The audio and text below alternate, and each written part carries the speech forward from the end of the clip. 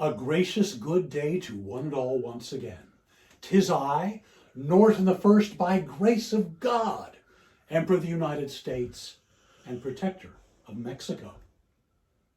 Back with you for episode 87 of Emperor Norton's fantastic history vlog. Today is July 4, 2020. It's our 109th day under COVID-19 restrictions. And as we do every Saturday, it's a very special show with our guest star, the Countess Lola Montez of Landsfeld. Good day, Countess. Good day. And hello to all of you out there. Happy 4th of July. Thank you for having me again, and it's great to be back. My goodness. What a time it's been. I can't believe it's already 109 days, Your Majesty. Can you believe that? Yes. Doesn't seem like it. Well, I guess eventually we should do the dishes, eh? Someday. Yes. We should just keep buying more. Well, that's an idea, you know. That's what we used to do in the old days, you know. We would be so wealthy we could just throw them out.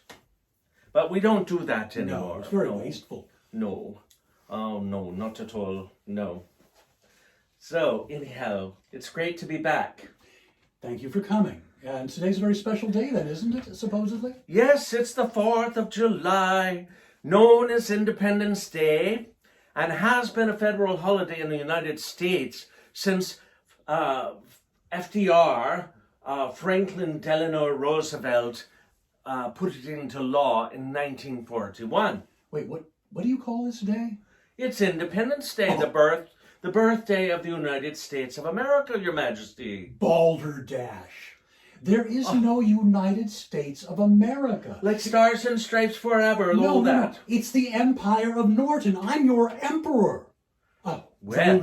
Delusion. Of course you are. But let's indulge the masses. Okay, we should, for this Yes. day only, though. Yes, I mean, it is the empire. Yes. You know, you still have Mexico as well. Just to protect. Well, I tell you, you know, this holiday always brings up about food, family, 4th of July, and fireworks. The best F words ever. Okay, super. But the traditions of Independence Day celebration go back to the 18th century with the American Revolution. And on July 2nd, 1776, the Continental Congress voted in favor of independence, and 2 days later, delegates from 13 colonies adopted the Declaration of Independence, a historic document drafted by Thomas Jefferson. And from 1776 to the present, the July 4th has been celebrated as the birth of American independence, with festivals ranging from fireworks to parades and concerts to more casual family gatherings and barbecues, usually. However, now with COVID-19, we're sheltering in place, and we're going to have virtual gatherings and that sort of thing. If you celebrate today, do it safely, and remember, if you have a fifth on the 4th, don't go forth until the 5th. Well, we might be lighting a few fireworks here in the palace as well. Wouldn't you say, Your Majesty? A little celebration. Never know. So, how come there's no nut jokes about America? Why is that, Countess? Because freedom rings. What kind of tea did the American colonists want? I don't know. Liberty. What did one flag say to the other flag? What is that, Countess? Nothing. It just waved. What happened as a result of the Stamp Act? What did it? The Americans licked the Brits. And what do you call a redneck bursting into flames? A firecracker. But on a serious note, Your Majesty, I want to share with everyone a bit of history, of course, because His Majesty and myself, we still love to delve into the tomes of books we have here in the Royal Library.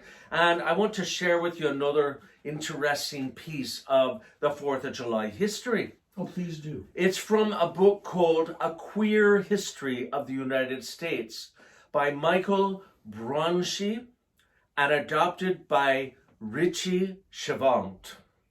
Now, the story goes that there was a young visionary who cast off gender and started a successful American movement for freedom, tolerance, and love. At age 18, Jemima Wilkinson dedicated herself to religion. She was born in 1752 in Cumberland, Rhode Island, and she attended Quaker meetings with her family and also went to a more mainline Protestant New Light Baptist church. And through dedicated studying, she became well versed in both the Hebrew scriptures and the Gospels. And in 1776, the Warship Columbus docked in Providence and bringing with it an awful deadly disease, typhus. See, they even had plagues back in the day. Yes. Well, she got the typhus fever and she became quite ill. And she got these high fevers, and then Wilkinson had visions.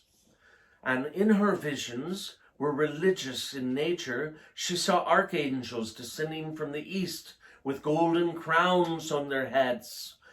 Oh my, they were proclaiming room, room, room in many mansions of eternal glory for thee.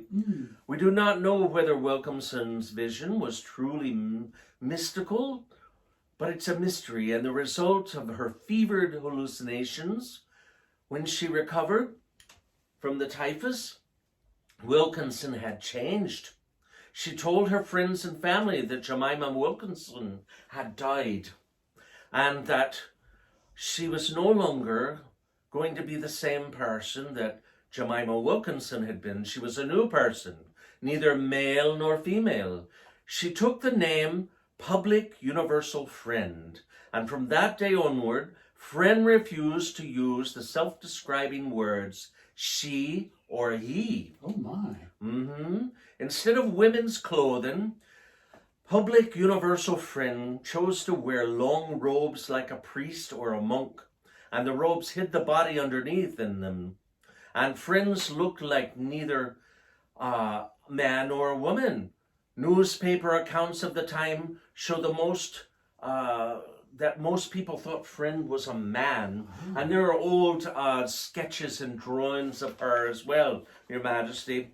Public Universal Friend began to preach a message of universal friendship, speaking out against slavery and alcohol and urging everyone, even married couples, to refrain from sex. I know that's hard to imagine, to refrain from sex, but people did it.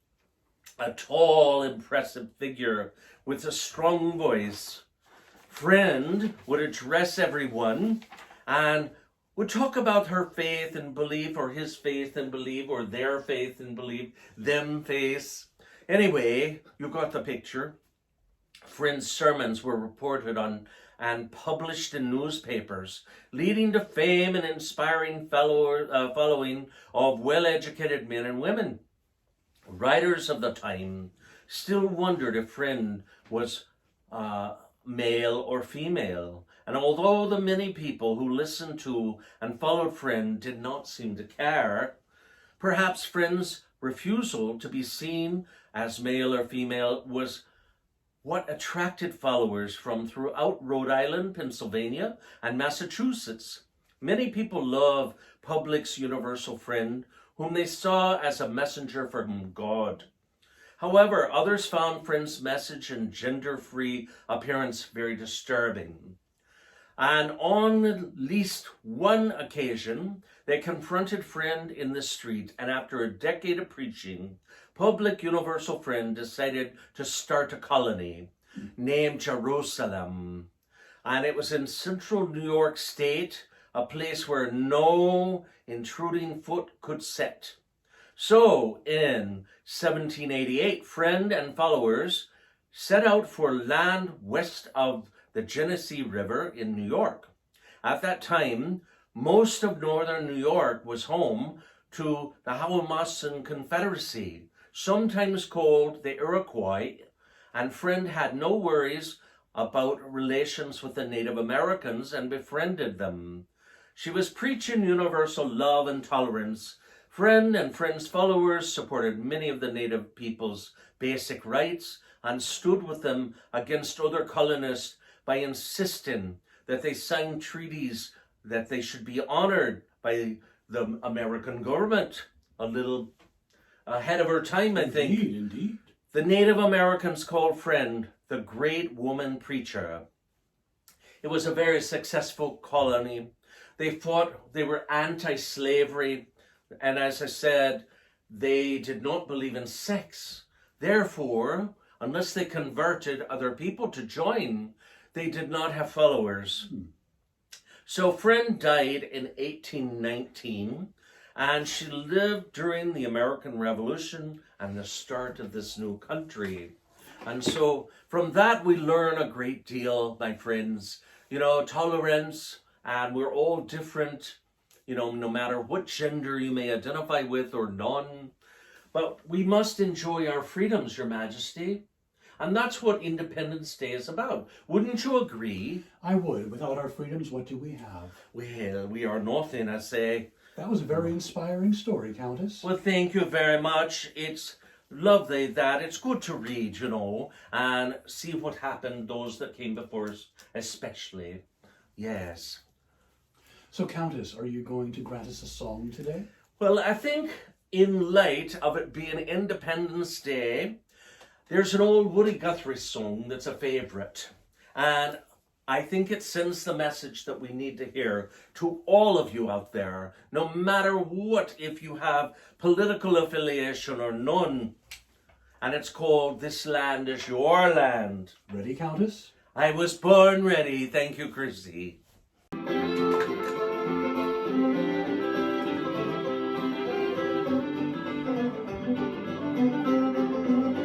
This land is your land, this land is my land, from California to the New York Island, from the Redwood Forest to the Gulf Stream waters.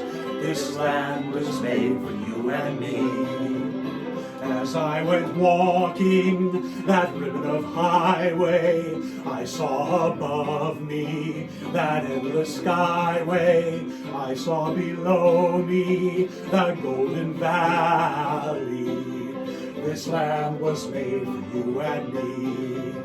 This land is your land, this land is my land, from California to the New York Island, from the Redwood Forest to the Gulf Stream waters. This land was made for you and me.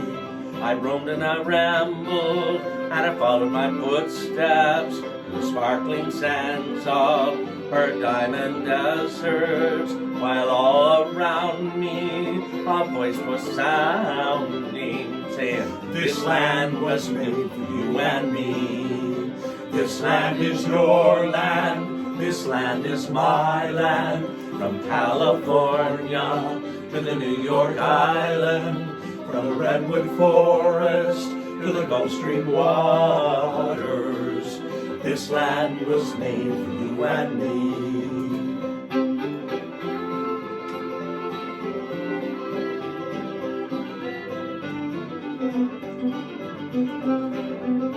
The sun comes shining, then I was strolling, and the wheat fields waving, and the dust clouds blowing, and all around me a voice was chanting, this land was made for you and me.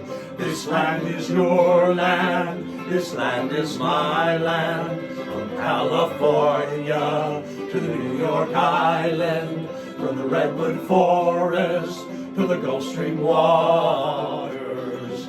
This land was made for you and me. This land was made for you and me. Well, that was just lovely, Countess. And I guess that wraps it up for this edition. Happy 4th of July, Happy be 4th safe. of July to all. And until we see you all again, stay safe. Stay inside. If you go outside, wear the damn mask. Be kind to one another. Don't take unproven cures. Until we see you again, a gracious good day. And once again, happy 4th of July.